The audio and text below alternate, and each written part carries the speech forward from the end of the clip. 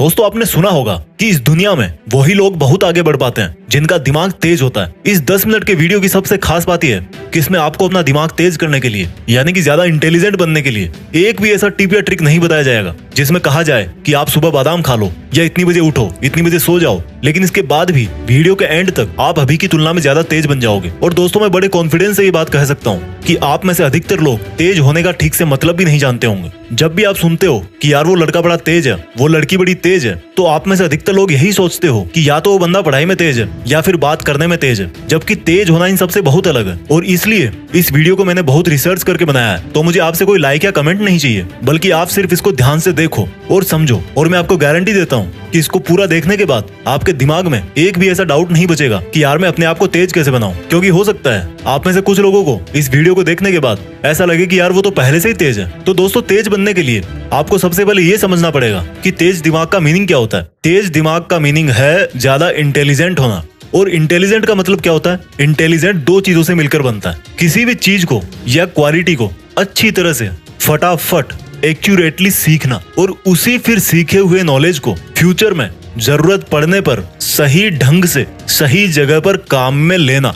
Simple words में समझाता हूँ, यानी कि अगर आपने इन दो चीजों में महारत हासिल कर ली कि सीखना क्या होता है और उसको काम में कैसे लिया जाता है, तो लोग आपके बारे में यही बोलेंगे कि यार ये बंदा ना भाई सच में इंटेलिजेंट है। किसी भी चीज को सीखना और काम में लेना सुनने में बहुत ही छोटे लग रहे हैं, लेकिन यही वो दो चीजें हैं जो सक्सेसफुल लोगों को एक नॉर्मल आदमी से अलग बनाती है। तो मैं आपको सीखना और काम में लेना एकदम खुल्लम खुल्ला बताऊंगा, एकदम सिंपल वर्ड्स में बताऊंगा। आपको अब यहाँ से इस वीडियो की एक भी लाइन मिस नहीं करनी है। सबसे पहले बात करता हूँ सीखने के बारे में कि क्या सीखें और कैसे सीखें। दोस्तों इंग्लिश के अंदर एक कहावत है कि master of all jack of none, यानी कि अगर आप सब कुछ सीखना चाहोगे तो कुछ भी ठीक से नहीं सीख पाओगे। कहने का मतलब है अगर आप ये सोच रहे हो कि इस दुनिया का हर तरह का टैलेंट, हर तरह का ज्ञान मैं अपने दिमाग में भर लूं और फिर इंटेलिजेंट कहलाऊंगा, तो मेरे भाई आप बेवकूफ हो। मुझे एक बात का आप जवाब दो, आपने अभी तक अपनी लाइफ में जितने भी बड़े लोगों का नाम सुना है, उन बड़े लोगों में से कितने ऐसे लोग हैं जिन्होंने एक से ज्यादा फील्ड में अपना नाम कमाया है? आपको शायद ही ऐसा कोई सक्सेसफुल इंसान मिलेगा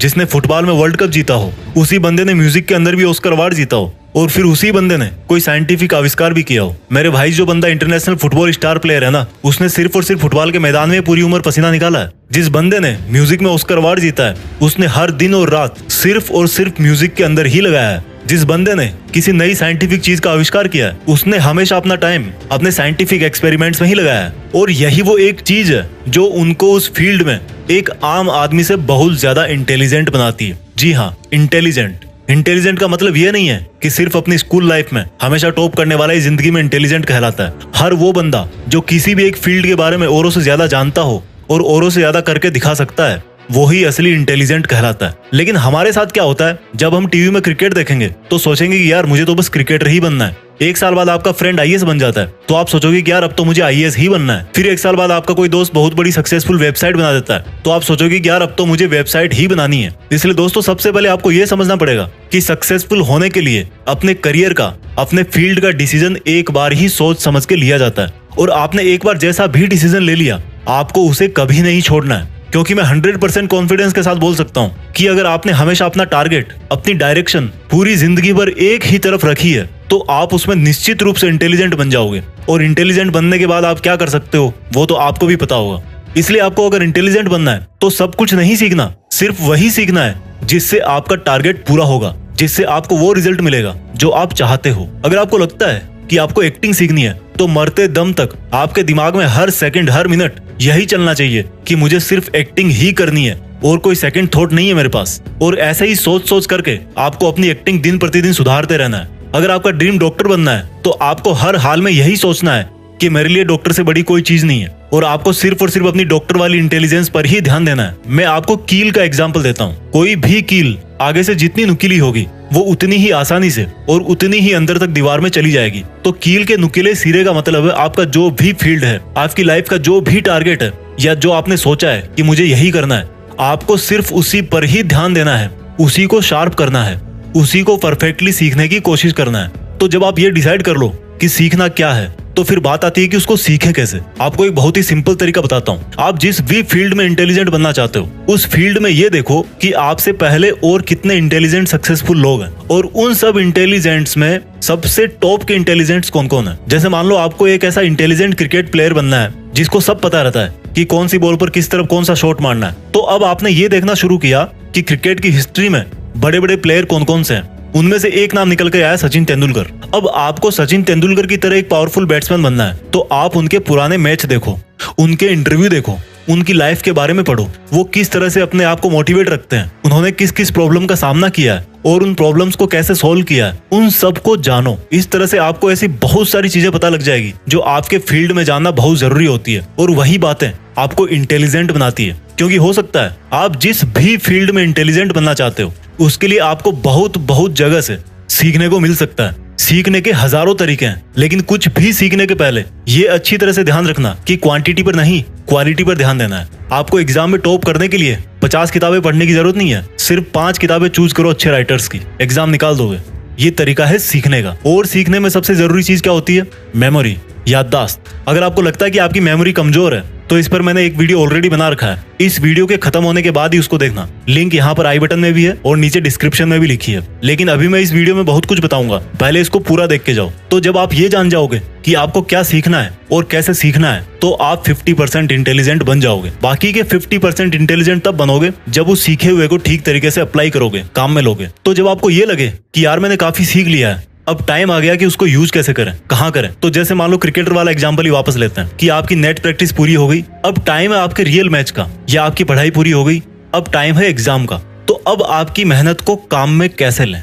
आपको सबसे पहले अपने आप को वर्तमान में रखना है। आपने क्रिकेट की प्रैक्टिस बहुत अच्छी की, लेकिन रियल गेम के टाइम आपका ध्यान पिछले मैच की कमजोर परफॉर्मेंस पे जा रहा था। आपने एग्जाम की तैयारी बहुत अच्छी की, लेकिन आपका ध्यान रिजल्ट पे जा रहा था कि रिजल्ट में डाउन हो गया तो पापा बहुत मारेंगे। यानी कि आप में वो कैपेबिलिटीज है, लेकिन आप उस टाइम पर फोकस नहीं कर पा रहे। और जब इतनी प्रैक्टिस करने के बाद भी आप एग्जाम में फेल हो जाते हो, तो कोई आपको इंटेलिजेंट बोलेगा? नहीं बोलेगा ना। तो आपको प्रेजेंट में रहना है, हमेशा यही सोचना है कि जो काम मैं अभी कर रहा हूँ, मुझे नहीं पता पास्ट में क्या हुआ था, फ्यूचर में क्या होगा, वो सब मैं बाद में देख लूंगा।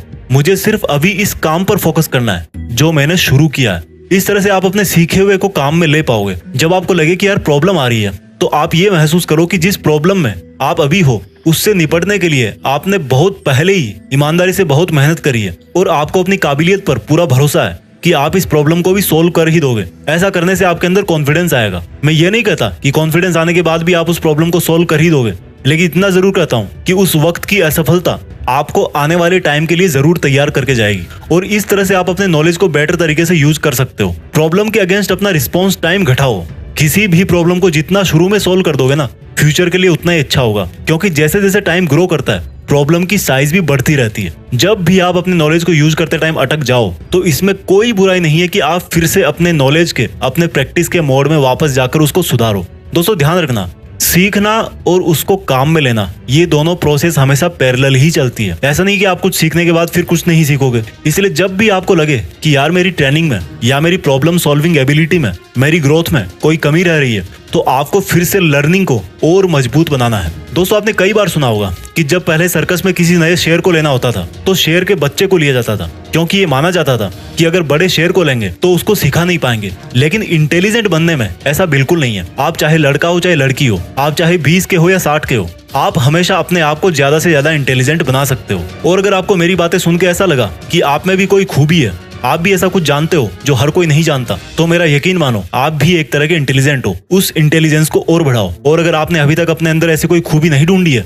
तो कोई एक चीज फिक्स करो, उसको सीखो और सही ढंग से काम में लो। और जब इंटेलिजेंट बन जाओ, तो देश में अपना नहीं बल्कि दुनिया में देश का नाम करो। जय हिंद, वंदे मातरम।